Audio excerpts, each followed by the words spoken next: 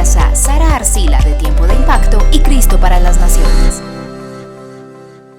Hola, qué alegría saludarlos y darles la bienvenida nuevamente a la primera cumbre virtual para líderes cristianos. Estamos en una etapa que a mí me encanta y si bien es importante que como líderes podamos aprender muchas herramientas para nuestro ministerio y vida cristiana, lo principal es poder desarrollar nuestro carácter, ser líderes íntegros y que más que poder hablar de ese líder que fue Jesús, que es nuestra inspiración, nuestro mayor ejemplo, y para eso me acompaña un invitado súper especial que me honra que pueda ser parte de esta cumbre. Es licenciado en psicología, poeta, compositor, violinista, mejor dicho, multifacético, es pastor en Valencia, España, lugar de donde él es y desde donde puede compartir tanto su música como también sus reflexiones que son muy, muy buenas, han impactado bastante mi vida. Él habla acerca de la fe, del amor, de la espiritualidad, de la iglesia.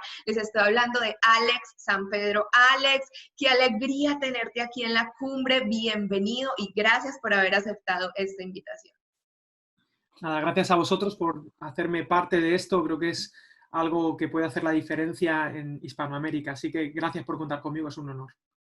Y bueno, qué reto es entrevistar a Alex. Yo decía, Dios mío, si este hombre entrevista excelente, lo hemos conocido, incluso yo te conocí por entrevistar a varias personas influyentes en el mundo cristiano y lo haces súper bien. Así que tengo un reto de poder entrevistarte a ti y que hoy podamos hablar de Jesús como líder, cómo ser un líder como Jesús y desarrollar nuestro carácter conforme a lo que Él es. Y quisiera que antes de comenzar la entrevista nos contaras más un poquito acerca de ti y tu ministerio. Bueno, actualmente estoy pastoreando una congregación que se llama Valentia, es el nombre fundacional de mi ciudad, la ciudad de Valencia. Tiene unos 2000 años de historia, la fundaron los romanos y daban tierras a los soldados que se retiraban, que habían sido valientes, y de ahí tomó nombre mi ciudad y nosotros hemos asumido ese nombre.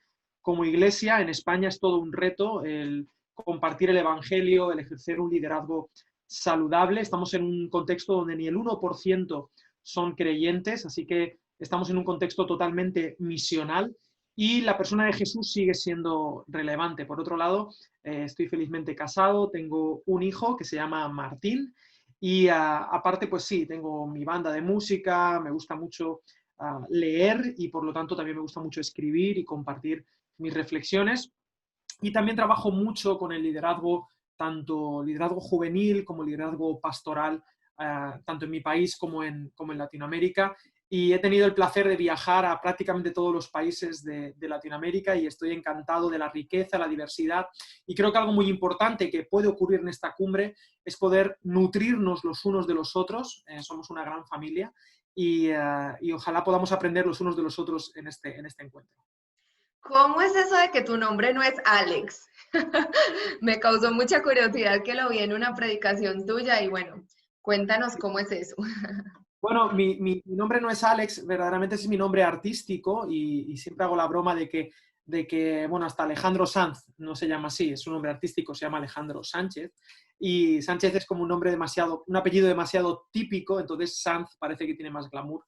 Yo no me llamo Alex, yo me llamo en realidad José Alejandro San Pedro Ángel y cuento esto y además con una enseñanza, ¿no? El hecho de que queremos liderar desde ese personaje perfecto, desde ese Alex, desde ese nombre artístico. Y a veces como pastores o líderes tenemos esta presión añadida de ser un personaje perfecto, ¿no? Pero yo he decidido ser José Alejandro, a pesar de que me llamen Alex, ser yo, el yo que Dios pensó que yo fuera, con mis rupturas, con mis contradicciones, con las problemáticas que tenemos y esta presión de ser perfectos, quitárnosla y seguir a Jesús tal y como somos. Así que no soy Alex, pero me puedes llamar Alex sin ningún problema.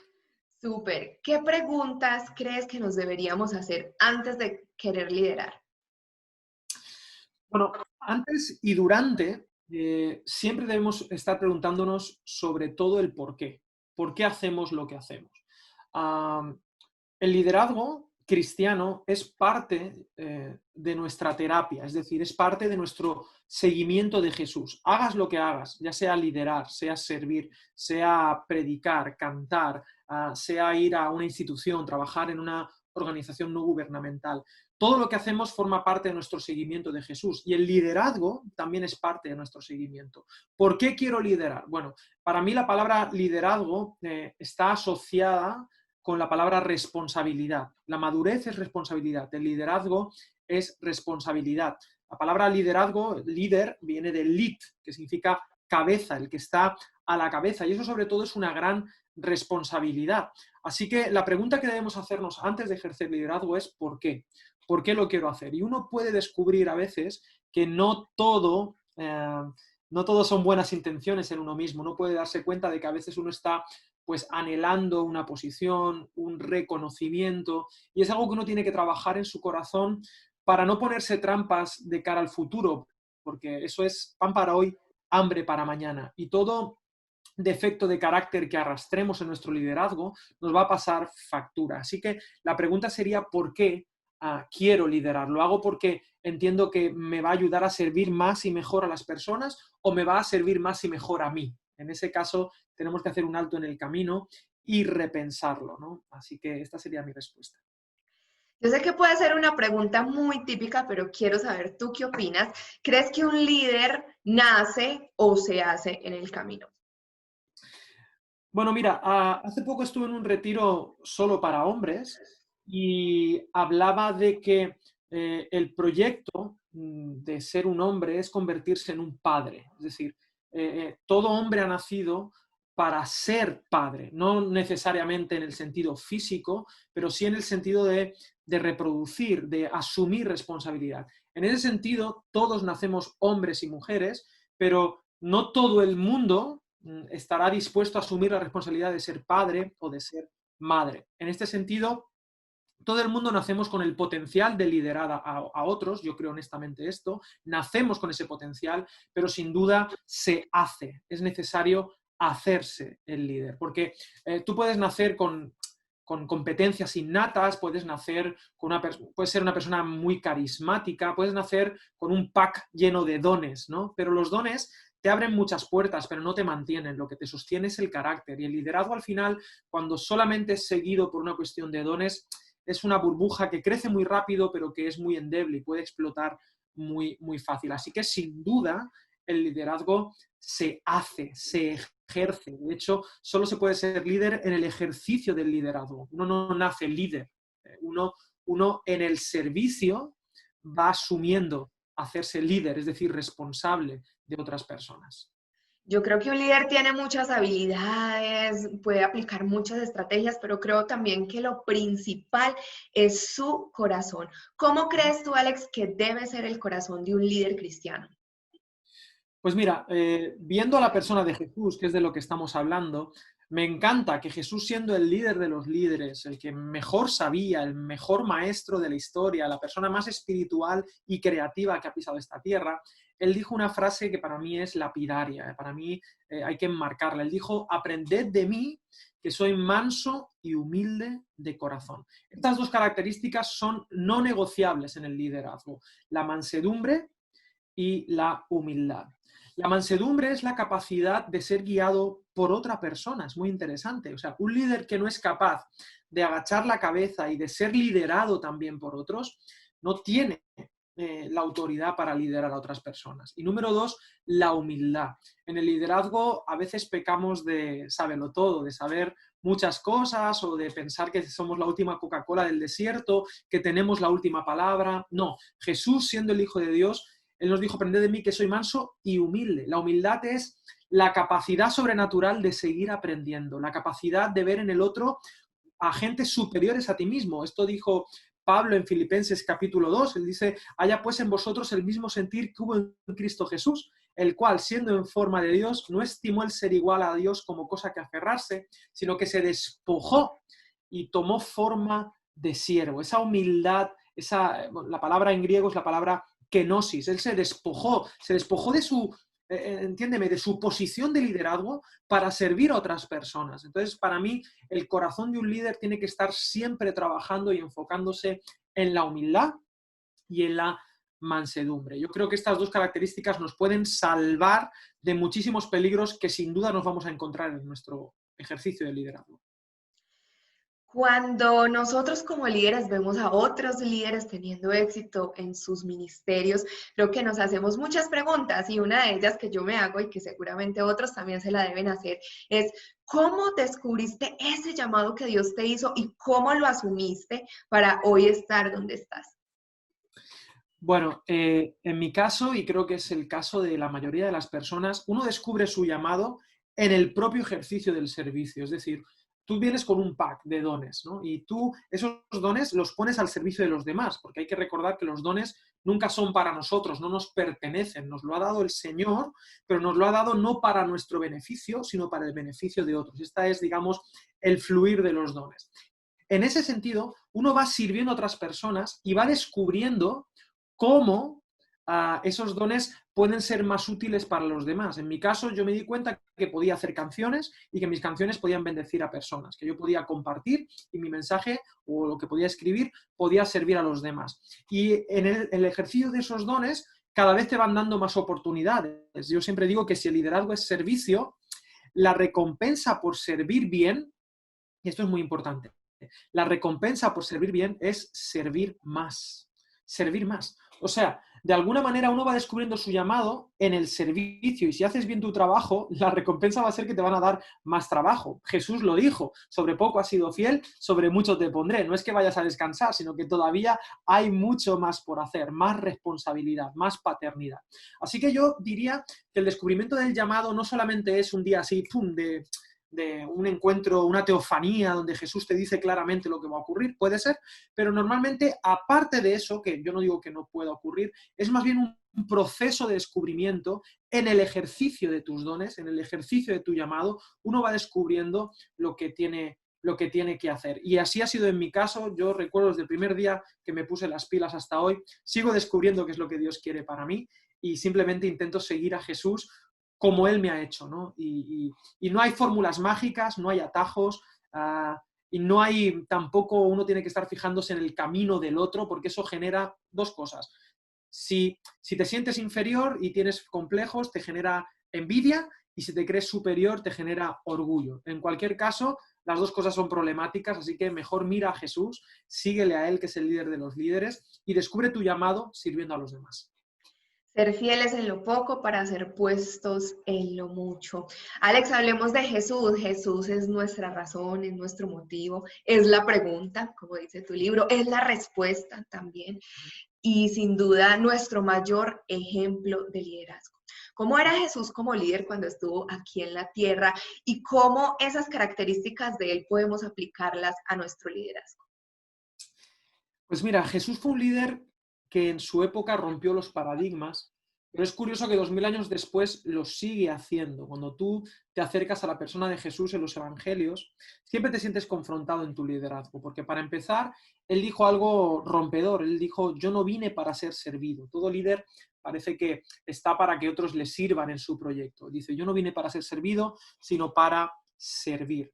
De alguna manera, él da un giro copernicano al liderazgo. Él también en otra ocasión dijo, los grandes de este mundo se enseñorean del mundo, ¿no? Toman autoridad sobre el mundo. Dice, pero entre vosotros, hablando de la iglesia, entre vosotros no será así, sino que el mayor servirá al menor. El que quiera ser grande será siervo de todos, ¿no? De alguna manera, este giro, este cambio radical de Jesús sigue rompiéndonos la cabeza a todos, porque, claro, hablábamos al principio de que queremos ocupar un lugar, pero resulta que cuando uno más arriba llega, en realidad más abajo tiene que estar, ¿no? Porque fue el ejemplo de Jesús. Jesús, en Juan capítulo 13, hizo una locura humana. Él se levantó de la cena, dice el versículo 4, se quitó el manto, se despojó, se puso la toalla y se puso a lavar los pies a los discípulos. En aquella época eso lo hacía la última esclava de la casa. La última esclava era la que lavaba los pies a los discípulos. Y como mucho, en un acto de respeto, los discípulos lavaban los pies de su rabino, pero en este caso Jesús rompe con todo y dice, no, no, no, yo soy el maestro, pero yo me voy a despojar del manto de mi dignidad, me voy a poner la toalla del servicio y voy a lavaros los pies. Jesús era un hombre muy cercano, me encanta su cercanía, es lo que más me sorprende. A mí de Jesús no me sorprende que hiciera milagros, que resucitase muertos, que multiplicase panes, que diese de comer a 5.000, que limpiase a los leprosos, o sea, los milagros de Jesús son geniales, pero no me sorprenden porque era Dios, era Dios. Lo sorprendente de Jesús como hijo de Dios es que fuera tan sencillo, que fuera tan cercano, que fuera en sandalias a todas partes, que aprendiese el idioma arameo de su madre, en fin, que comiese con pecadores, que se sentase con ellos, que le limpiase los pies a Pedro, a Judas, que nos aguantase a cada uno de nosotros. Eso es lo sorprendente de Jesús como líder y es lo que cambió todo, ¿no? Otra característica, aparte de su sencillez, es su coherencia. Mucho cuidado, porque a veces el liderazgo lo hemos basado solamente en nuestros discursos, ¿no? Y parece que un gran líder es un gran orador, simplemente, ¿no? Pero no, Jesús fue un gran orador, el mejor, pero nosotros no recordamos a Jesús por lo que enseñó, sino por lo que hizo. Lo que enseñó está muy bien, son las enseñanzas más sabias del mundo, pero eso no cambió la historia. Lo que cambió la historia fue lo que hizo, su vida, su muerte y su resurrección. Cuando yo veo a Jesús como líder, me da la sensación de que olvidamos esta parte, ¿no? Su ejemplo. Y hay que recordar que las palabras convencen, pero el ejemplo arrasa, el ejemplo arrastra. Volviendo a Juan 13, cuando Jesús limpia los pies a sus discípulos, es importante ver que justo después de eso, él suelta todo un sermón de 5 capítulos, Juan 13, 14, 15, 16 y 17, 5 capítulos de enseñanzas preciosas. Pero antes de ese sermón, antes de ese discurso, él hace algo que jamás olvidarán los apóstoles, que es lavarles los pies, porque Jesús sabe que las palabras convencen, pero el ejemplo arrasa. Esto me parece también increíble de Jesús, es decir, su sencillez, su humildad, su cercanía, pero su ejemplo fue lo que cambió el mundo hasta hoy, ¿no? Y ese modelo de liderazgo sigue siendo un modelo al cual tenemos que recurrir cada día para ser transformados por él. Y acabas de tocar un punto súper importante. Creo que debemos liderar a través de nuestro ejemplo. No somos perfectos como líderes y acá una pregunta que me parece bien importante y me recuerda ese liderazgo de Jesús, como aún sabiendo su posición, su autoridad, su poder, llegan estos soldados a arrestarlo, pero como no, a defender, a saber, a imponer esa autoridad, corta la oreja y él como Pedro y le repara la oreja. O sea, ese liderazgo a mí me impacta y creo que como líderes necesitamos aprender a manejar nuestras emociones porque muchas veces escuchamos casos de muchas personas que salen heridas por líderes, por en algún momento no dominar sus emociones. ¿Cómo manejar sabiamente esas emociones para no embarrarla como líderes?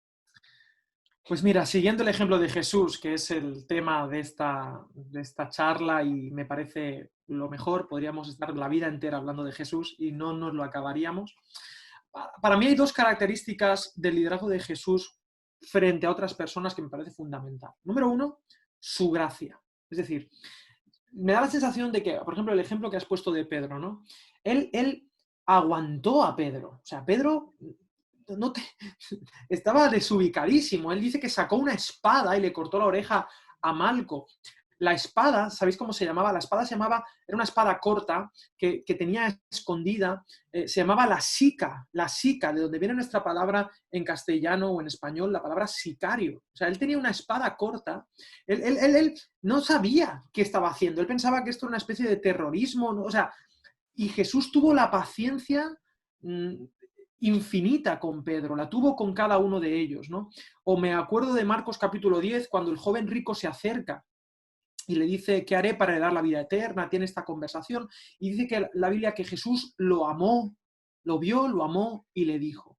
Yo veo en Jesús siempre una gracia absoluta con las personas. Y creo que como líderes tenemos que cuidar nuestro corazón en este sentido, siempre tener la paciencia. Cuando tú ves, ahora ya no Jesús, pero Pablo de Tarso, cuando habla acerca de una de las características más importantes como apóstoles, él dice la paciencia que hemos tenido entre vosotros, ¿no? Es necesario tener siempre misericordia. Esta gente o este liderazgo que dice, no, yo voy con la verdad por delante. No, no, no. Jesús siempre iba con la gracia, con la misericordia por delante.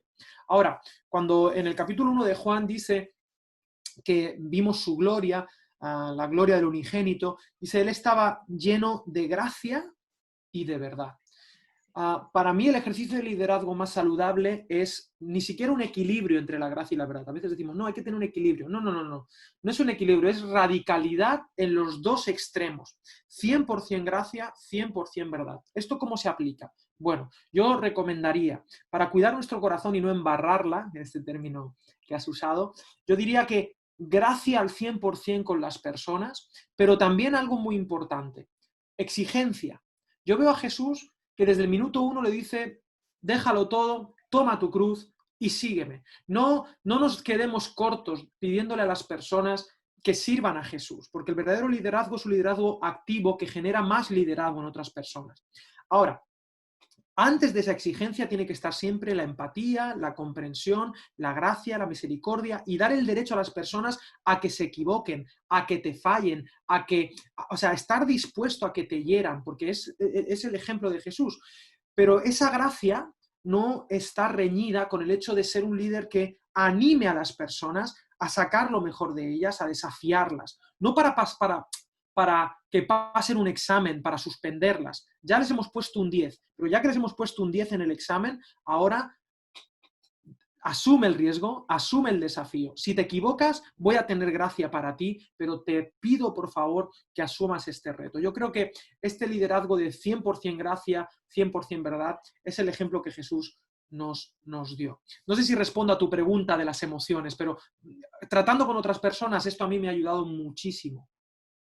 Sí, súper. Y acá estaba pensando en Jesús, cómo él también como líder no se rindió en el camino y aun cuando estaba pasando los momentos más difíciles que le pedía a su gente, y oren, oren por mí, y los encontraba dormidos y aún así no dijo, no, ¿sabes qué, Padre? No lo voy a hacer y además todos estos tan pecadores, no, me siento cansado, me siento turbado, me agobia saber lo que voy a vivir porque sudó sangre, dice la palabra. Y creo que muchas veces como líderes también nos cansamos, como que sentimos, no, de pronto esto no es para mí, o la gente o sea, no se pone la camiseta, como decimos acá. ¿Cómo hacer para seguir ese ejemplo de Jesús y no desfallecer en este camino del liderazgo? Pues mira, has tocado un punto para mí cardinal, fundamental. Los líderes vivimos a veces en la ilusión de que somos infalibles, de que somos todopoderosos y de que tenemos respuestas para todo. Y de hecho la gente espera eso de nosotros. ¿Cuál es la realidad? La realidad es que somos gente vulnerable, gente que se va a equivocar, gente que se va a desanimar, gente que tiene un montón de factores que nos afectan en lo personal, situaciones familiares, de salud, personales, emocionales, sociales, espirituales, en fin.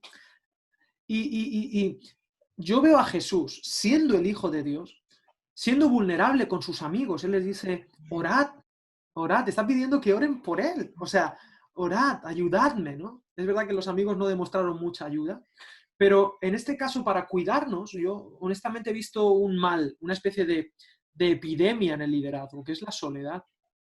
Yo a muchos pastores que conozco les digo, ¿quiénes son tus amigos? ¿Quiénes son esas personas con las que te puedes sentar, quitarte los títulos de pastor y de presidente y todo esto, quitarte esos títulos, calmarte y decir, me pasa, tengo un problema, me pasa esto, tengo un problema con mi esposa, tengo un problema con mi esposo, tengo un problema con mis hijos, no estoy dando la talla como padre, me he equivocado en esto, tengo ciertas dudas, tengo estas tentaciones. Yo siempre digo que un llanero solitario es un llanero muerto. Solo existe un hermano vivo aún que puede ser un llanero solitario y sobrevivir.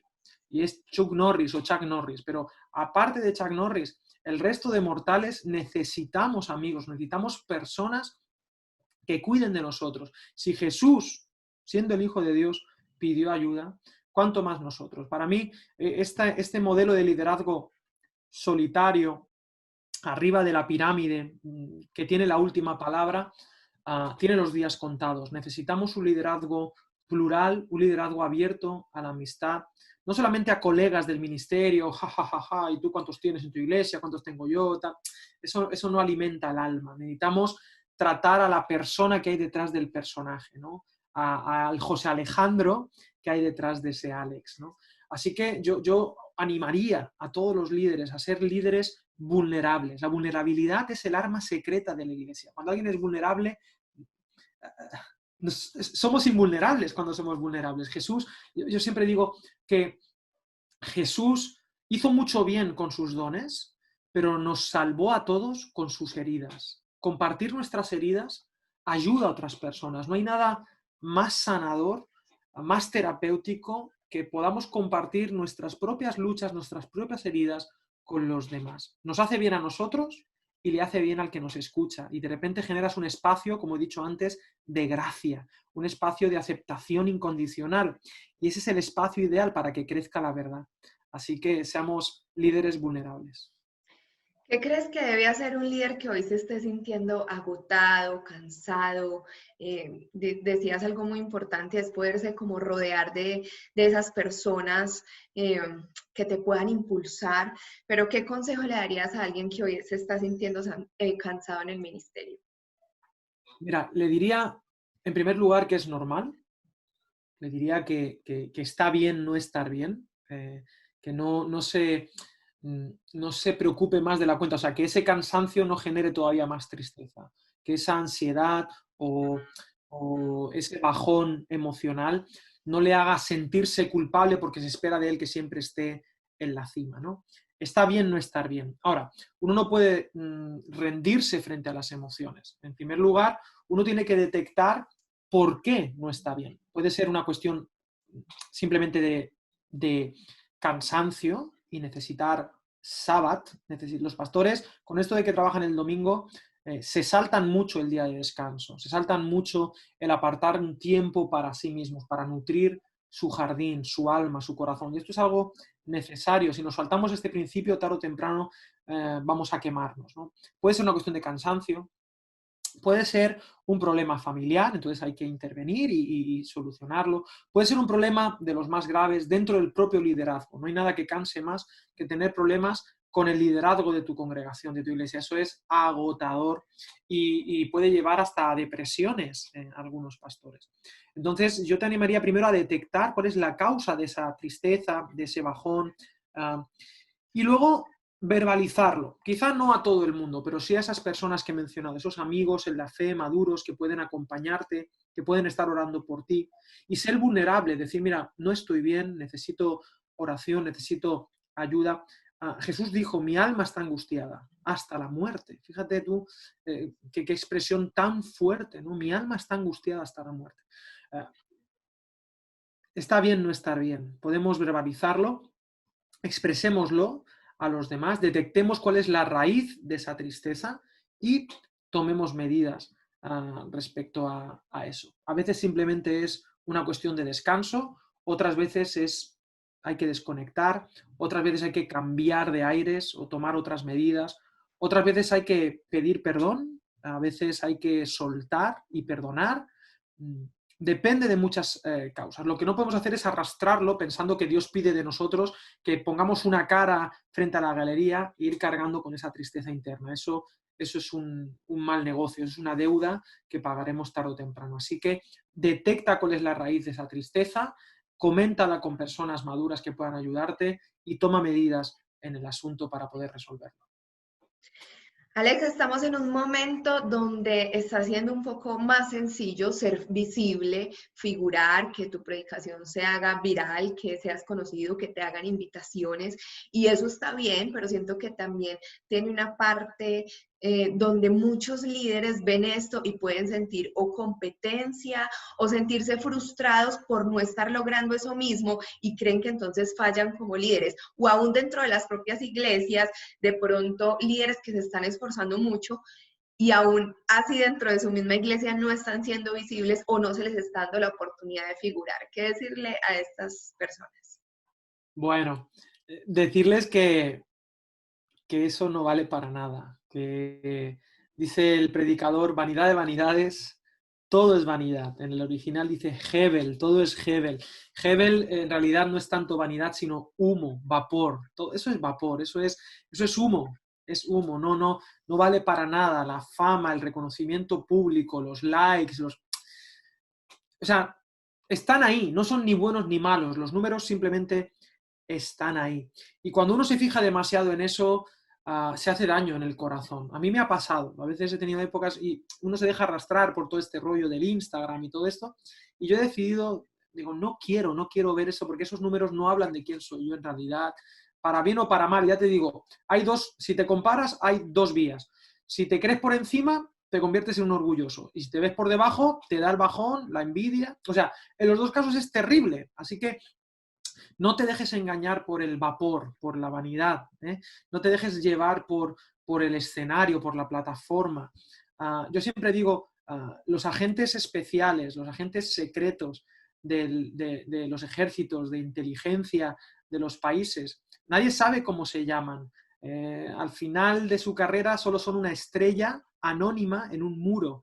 Nadie conoce sus nombres. Yo siempre digo que los héroes de la fe, muchos de ellos, la mayoría de ellos, jamás pisarán un escenario, no tendrán más de 1000 seguidores en Instagram. Son gente que está en primera línea de batalla, siendo misioneros en lugares donde ni siquiera llega Internet.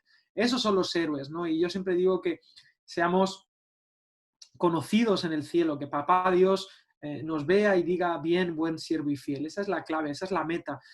Que tu meta no puede ser en la plataforma, tu meta no puede... Yo como músico, ¿no? Veo que muchos músicos se me acercan y, quiero sacar un disco, Eso no puede ser tu meta, sacar un disco. Eso es un medio para conseguir algo más. No, hacer un concierto delante de miles de personas. No es que yo quiero llenar estadios. ¿Qué significa eso, llenar estadios? O sea, es un medio, no podemos anhelar ese tipo de cosas porque habla de nuestro egoísmo y de nuestras propias carencias. Buscad primeramente el reino de Dios y su justicia, dice Mateo 6:33, y todas las demás cosas os serán añadidas de acuerdo a lo que el reino de Dios necesite. Cuidemos nuestro corazón de esto, ¿no? Hoy en día en el mundo de las redes sociales es muy peligroso dejarse llevar por los likes, ¿no? Y yo siempre he dicho que es mucho mejor trabajar, yo por lo menos en mi caso he decidido trabajar, todo lo que voy a hacer en mi vida es para que un día uno me haga así, sea Jesús, que cuando yo llegue delante de mi Señor Jesús, Él llegue y me haga así, me haga este señal de Facebook y me diga, bien, bien, bien, pero me lo diga Él, no necesito que me lo digan millones de personas, necesito que Él me diga, bien, buen siervo y fiel, sobre poco has sido fiel, a seguir trabajando, ¿no? Bueno, entonces simplemente trabajemos para un like, solo para un like, el like de Jesús, y olvidémonos de ese Hebel, de ese vapor que nos rodea, que nos presiona, esa ansias de éxito en el mal sentido de la palabra, ¿no?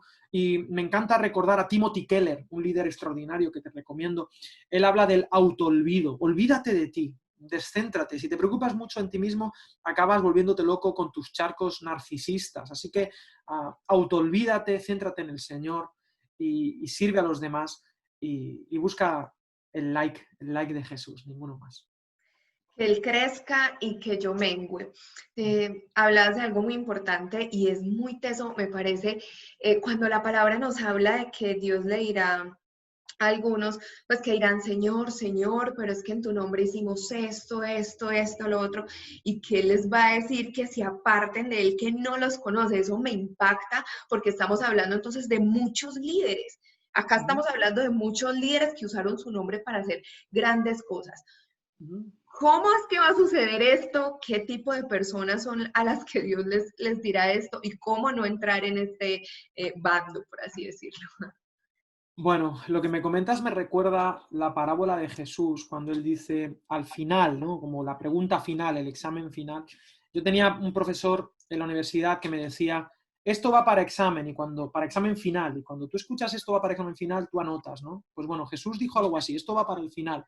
Dice, un día el rey separará a los cabritos, los pondrá a la izquierda y a las ovejas a la derecha, y dice, entrad a las ovejas, le dice, venid, benditos de mi Padre, porque tuve sed y me disteis de beber, tuve hambre y me disteis de comer, estuve desnudo y me vestisteis, estuve en prisión y me visitasteis. En fin, y entonces ellos dijeron, ¿y cuándo tuviste sed y te dimos de beber? ¿Y cuándo tuviste hambre y te dimos de comer? ¿Y cuándo estuviste desnudo y te vestimos? ¿Y cuándo estuviste en prisión y te visitamos? Y Jesús dijo, el rey les dirá, por cuanto a uno de estos pequeños lo hicisteis, a mí lo hicisteis. Yo veo mucho liderazgo que sí, hacemos grandes cosas y decimos Señor, Señor, ¿no? Pero como he dicho antes, las palabras se las lleva el viento, pueden convencer, pero es el ejemplo el que arrasa. Obviamente la gracia de Dios es la que nos salva, pero cuando escucho estas ideas de los grandes siervos de Dios y son gente que lidera, ¿no? Ahí en el aire, me doy cuenta de que en realidad servir a Dios, solo hay una manera de servir a Dios. Según este texto, es sirviendo a los demás. Por cuanto a uno de estos pequeños lo hicisteis, a mí lo hicisteis. La única manera de servir a Jesús, la única manera de darle un vaso de agua a Jesús, de dar de comer a Jesús, de vestir a Jesús, es hacerlo a personas concretas. Por eso yo siempre digo, tú eres un gran líder, eres un gran siervo de Dios. Perfecto, entonces dame nombres y apellidos de personas a las que sirves, de personas que te importan de verdad, ¿no? Yo no sé muy bien quiénes son estas personas de las que Jesús dice, dirán Señor, Señor, nunca os conocí, apartaos de mí, ¿no? Es muy fuerte esto. Pero sí sé lo que yo tengo que hacer. Yo tengo que seguir las enseñanzas de mi Señor y servir a los demás como si fueran Jesús. Ver en el necesitado a Jesús. Ver en el vulnerable a Jesús. Ver en el hermano que no soporto, ver a Jesús en él, ¿no? Y yo creo que el liderazgo tiene este gran reto. Servir a Jesús es servir a las personas. No hay otra manera de servir a Jesús. Creo que en esta época posmoderna que estamos viviendo son grandes los retos que tenemos como líderes cristianos. ¿Cuáles crees que son? Bueno, hay muchos. En primer lugar, Karl Barth, que es un teólogo que me encanta, él dice que un buen predicador debe tener la Biblia en una mano y el periódico en la otra. Esto significa que tenemos que ser puentes entre la cultura a la que tenemos que llegar y el Dios eterno, ¿no? Creo que tenemos un gran reto viviendo la tensión de ser fieles a la fe, dada una vez a los santos, a la palabra de Dios, pero también ser sensibles a la cultura a la que queremos llegar. John Stott, otro teólogo muy importante, él hablaba de la doble escucha. Por un lado, escuchar la voz de Dios, pero por otro lado, escuchar la voz de la cultura que nos rodea. Este reto como líderes tenemos que ser, es una palabra que quizá nos guste, pero tenemos que ser pontifex, es decir, constructores de puentes, construir el puente entre Dios y las personas. Hablar el lenguaje de la gente, cambiar las formas que hay que cambiar, no el contenido, pero sí la manera de hacer las cosas. No solamente podemos cambiarlas, sino que como líderes debemos cambiarlas, tenemos la responsabilidad de hacerlo. La palabra técnica para esto es la palabra contextualización. La Iglesia necesita hoy más que nunca contextualizarse a los nuevos medios, a los nuevos lenguajes, a las nuevas sensibilidades. Pero esto no es nuevo de este año, ni de esta década, ni de este siglo. Martín Lutero ya lo tuvo que hacer. Él empezó a usar melodías de taberna para componer, por ejemplo, Castillo Fuerte, que es el gran himno de la Reforma. Él empezó a predicar y tradujo la Biblia del latín al alemán. Él cambió las formas de absolutamente todo, pero se mantuvo en la raíz de la palabra. Mucho antes de Lutero lo seguimos haciendo, e incluso en la propia escritura, Pablo de Tarso, Juan el apóstol, ellos utilizaban lenguaje griego, por ejemplo, de filosofías, de poetas griegos, que hoy en día hay versículos en la Biblia, por ejemplo en Hechos 17, el versículo que dice linaje suyo somos, no es una frase de Pablo, es de un poeta ateniense llamado Arato, en un libro que se llamaba Fenómenos, y Pablo utilizaba la poesía pagana de los atenienses para predicarles a ellos. Entonces yo creo que como liderazgo tenemos este gran reto, ¿no? Predicar la palabra en un contexto pues bueno, muy diferente al cual nosotros nos hemos educado, ¿no? El otro gran reto es estar constantemente aprendiendo. Lo hemos dicho al principio, pero permíteme remarcarlo. Uno debe ser lo suficientemente humilde para estar constantemente en aprendizaje continuo, formación continua, capacitándose constantemente. Otro gran reto va a ser este paradigma de liderazgo individual a pasar a un liderazgo colectivo, un liderazgo donde trabajemos en red. Es necesario, hoy más que nunca, que las denominaciones no que desaparezcan, pero sí que sean permeables, es decir, que se nutran las unas a las otras y que podamos aprender los unos de los otros, que compartamos el know-how, ¿no? El saber hacer, porque sin eso estamos perdidos, ¿no? Creo honestamente que la Iglesia tiene en su ADN el trabajo en red y que no podemos ser llaneros solitarios, ni siquiera con movimientos, ni siquiera como iglesias locales. Nos necesitamos los unos a los otros y para eso necesitamos cambiar nuestro paradigma de liderazgo. Así que estos tres retos, ¿no? La contextualización, el aprendizaje continuo y el trabajo en red, me parecen no negociables a día de hoy y grandes retos que tenemos que asumir como iglesia. Muy, muy importante, muy relevante esto que nos acabas de compartir. Creo que durante toda la entrevista ya nos has hablado de puntos muy claves, pero quisiera preguntarte, ¿cuál crees que es el éxito del liderazgo cristiano?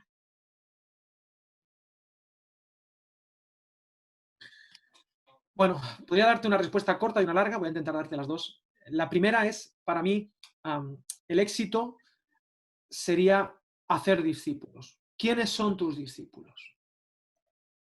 Es decir, ¿quiénes son los discípulos que tú has hecho de Jesús?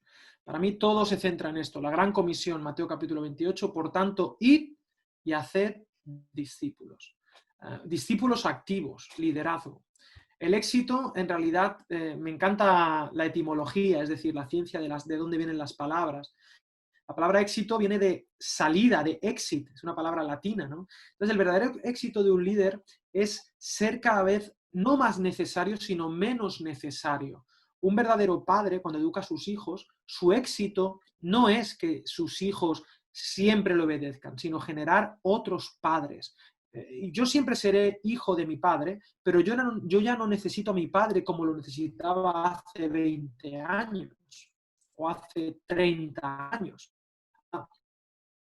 Padre de mi éxito padre con mi hijo es hacer de él un padre. Así que el liderazgo cristiano, su éxito es hacer discípulos que hagan discípulos. Dice segunda de Timoteo 2:2. Lo que has oído de mí delante de muchos testigos, esto encarga a hombres fieles. Y cuando digo hombres, en griego es antropos, se refiere a hombres y mujeres. Esto encarga a hombres y mujeres fieles que sean idóneos también para enseñar a otros. Es decir, que la cadena continúe. El verdadero éxito del liderazgo es formar nuevos líderes. El éxito del liderazgo es desarrollar discípulos y finalmente, como colofón final, aparte de hacer discípulos, el éxito del liderazgo es lo que he dicho antes, mantenerse fiel. La fidelidad en el liderazgo es para mí la característica fundamental que va a sostener tu vida a largo plazo. Así que serían estas dos cuestiones. Para mí el éxito del liderazgo es hacer discípulos, ser cada vez menos necesario y, en segundo lugar, ser fiel a Jesús. Gracias, Alex. Hace poco sacaste tu libro, Jesús es la pregunta. Quiero que nos cuentes un poquito acerca de él, de qué se trata, dónde podemos adquirirlo. Bueno, lo tengo aquí para que lo podáis ver. Este libro es fruto de reflexiones. Normalmente siempre hemos escuchado una gran verdad y es que Jesús es la respuesta. De hecho, hay un himno, Cristo es la respuesta para el mundo de hoy. Pero hace unos 40 o 50 años el mundo cambió, el posmodernismo pues aterrizó y hoy en día ya la gente no se está haciendo las grandes preguntas, las narrativas han desaparecido y las personas ya ni se preguntan, viven en un automático. Y entonces a veces veo a la Iglesia dando respuestas a preguntas que no se están formulando. Entonces, pensando en esto y estudiando la persona de Jesús y las Escrituras, me di cuenta de que Jesús hacía muchísimas preguntas. De hecho, a veces contestaba con preguntas, muchas más veces de las que pensamos, porque Jesús no solamente es la respuesta, sino también es la pregunta, es quien interroga a la sociedad. Nosotros como Iglesia debemos poner en cuestión, poner en duda los absolutos que esta sociedad nos quiere imponer, ¿no? De consumismo, de hedonismo, de tantas filosofías que encubiertamente quieren hacernos creer, ¿no? Jesús pone en tela de juicio nuestro sistema de valores. Jesús nos pregunta acerca de, bueno, ¿lo que estás haciendo tiene sentido o es vanidad de vanidades? ¿Es vapor, es humo? ¿Qué va a quedar en la tumba? ¿Qué sentido objetivo tiene tu vida, ¿no? Entonces, para mí el libro es un estudio de toda la Biblia, desde Génesis hasta Apocalipsis, estudiando las grandes preguntas. Por ejemplo, la primera pregunta que hizo Dios cuando Adán y Eva cometieron ese error, él fue, ¿dónde estás? ¿Dónde estás? Porque la historia de la humanidad es de Dios buscando al ser humano y haciéndole preguntas para que el ser humano caiga en cuenta de dónde está. Así que, en fin, es un libro donde pongo a Jesús en el centro, donde Él nos hace preguntas para que luego podamos encontrar respuestas y descubramos que Jesús es la razón de todo, porque en Él vivimos, nos movemos y somos. Es un libro que va a ayudarte mucho a poder compartir la fe de maneras diferentes en medio de la incertidumbre de este planeta en el que estamos viviendo. Buenísimo. ¿Dónde podemos encontrarlo o adquirirlo? Bueno, el libro puedes adquirirlo en cualquier librería cristiana y también lo puedes comprar pues en cualquier plataforma digital, sea Amazon o lo que haya en tu país, y también lo puedes pedir en www.e625.com/tienda, que es la editorial que lo ha sacado, así que es muy fácil de conseguir en librerías y por internet, en cualquier plataforma digital. Lo puedes comprar en ebook también, si estás acostumbrado a leer en tu tablet, y si no, lo puedes pedir en www.e625.com. Ya saben, Jesús es la pregunta, un libro muy relevante para este mundo en el que estamos viviendo en este momento y para nuestro liderazgo. Alex, hemos llegado al final de esta entrevista. Soy súper agradecida con Dios, contigo, por este contenido y esta información de tanto valor que nos has compartido. Yo sé que nos pueden estar viendo muchos líderes, pastores y se pregunten, bueno, ¿y cómo le puedo hacer de pronto una invitación a Alex? Me interesaría que viniera a mi iglesia o ministerio. Cuéntanos cómo podemos encontrarte en redes y cómo podemos extenderte alguna invitación.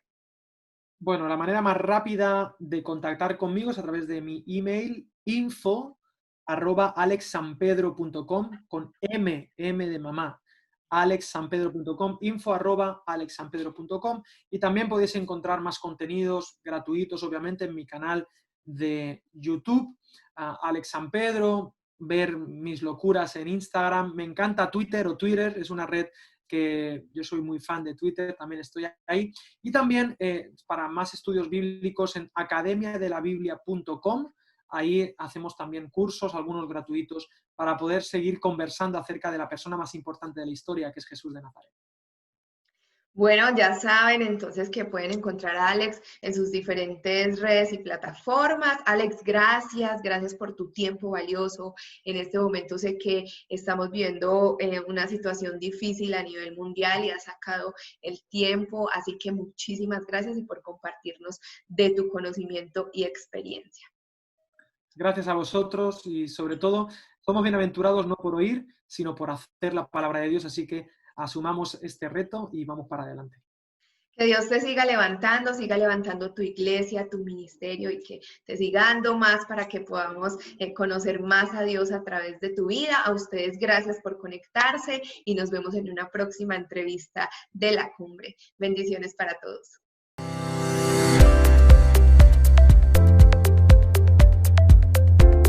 Esta cumbre llega a ti gracias a Sara Arcila de Tiempo de Impacto